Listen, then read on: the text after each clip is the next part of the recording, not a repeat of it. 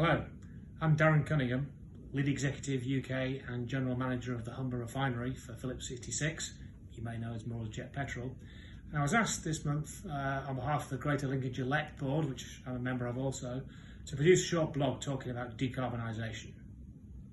So when you think about Lincolnshire, probably you think, rolling countryside, nice towns and villages, agriculture, food production, the visitor economy on the coast. You probably don't really think too much about decarbonisation.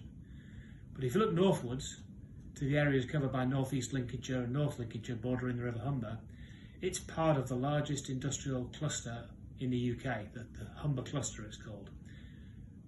Industries in that cluster include steelworks, 2 refineries, power plants and many other industries. And we've all been working really hard to look at what we can do to help combat global warming and to facilitate the government's desire to get to net zero by 2050. If you drive past the Humber Refinery on the A180, it's been here for 50 years, it probably doesn't look like much has changed. But behind the scenes, we're very, very busy and have been for several years now, looking at how we can play our role in reducing the carbon intensity of our operations. So you may not know, for example, we're the first refinery in the UK to reprocess used cooking oil. So yes, when you've had your fish and chips or your Chinese takeaway, we collect the oil, it's shipped to us, and we make low carbon liquid fuels out of that.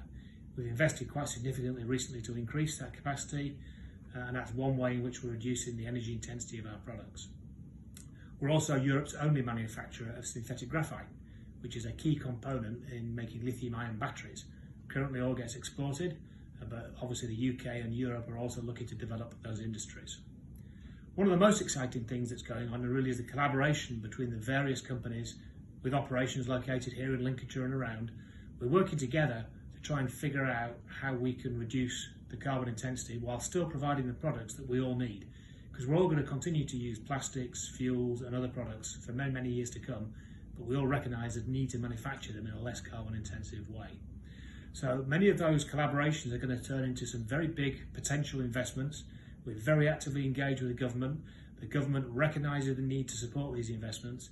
It's also committed to the levelling up agenda, which really includes investing in those areas that perhaps have been left behind when compared to London and the South East, and certainly the Greater Lincolnshire area falls into that category.